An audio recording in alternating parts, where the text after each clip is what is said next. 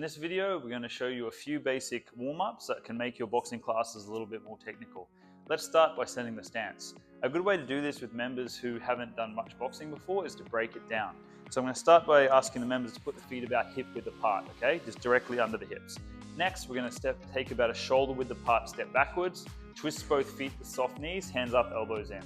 If they ask what angle the feet should be, I generally like the front one about 1 o'clock and the rear one about 2 o'clock. You can adjust this a little bit too, but I just like this as a general rule. So once we've set the stance, we've got to also have a look at the toe-heel line, because this is often a common issue with beginner boxers. So what that looks like is this. If you can see, my front toe line is cutting through halfway through my foot.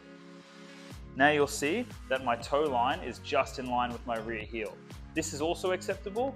This is probably ideal here, because now I can maintain a long stance and also rotate my hips, drive my rear knee, and maintain balance with my punches. So let's get into our first warm-up drill. What that looks like is we're going to set a lateral stance, we're going to do a squat, and then we're going to come up into our stance. So let's have a look at that again. So we squat, come up into our stance. So probably about 30 seconds is good for this one. Next, we'll move on to a jab cross from that stance set. So we'll do a squat, come up, jab, cross. Make sure to remember to let your members know, reaching with the jab, rolling with the cross. Notice how my rear hip rolled in line with my lead hip, driving my rear knee, my rear heel's coming off the ground for our jab cross. Let's have another look at this one. So we set our lateral stance, we do our squat, we come up into a jab cross, set our stance. Up, jab cross. Moving on, we can now add a step to that jab cross. I'll show you from a lateral angle first. So we have our squat, we come up into our stance, we step, step, reset. Then what we can do, shift back. So it looks like here, squat, shift up, jab cross, shift back. Squat, up, jab cross, shift back. Okay, moving on to our cross hook drill. The reason why we're doing this one is because many members have a problem with driving their knees and shifting their weight forward and backwards between a cross and a hook in most combinations. So what we're going to do, we're going to throw the cross, weights on our front leg because of our rotation of our shoulders and our front legs decelerating the body. That's why that weight's there, pushing off that front leg into our hook. Then we're going to go straight back to that cross again and hook. And we're just going to flow between. And you'll notice how my knees are driving slightly.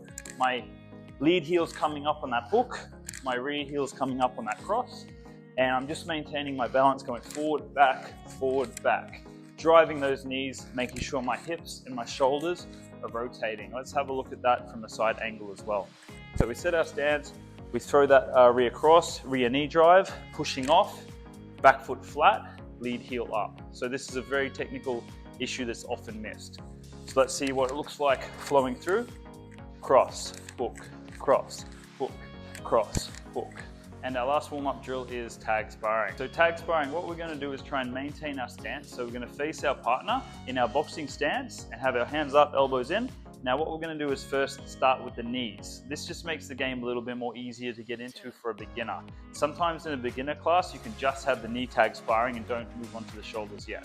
So let's have a look at what the knee sparring looks like. So we're still going to be in our stance, moving around. Our tag, if I get the tag, let's say a punishment is a squat. Reset, let's go again. And oh, I got tagged. Now down into that squat. Now I go again. And now let's have a little bit of a freestyle look at this. Let's go. So after we've done a round of that, 30 seconds to a minute, next up we're going to add the shoulders into the game. So in this instance, I can use my lead hand or my rear hand to tag his lead or rear shoulder or lead or rear knee. So this is actually a very great drill that makes it almost like a realistic boxing sparring practice. Let's have a look.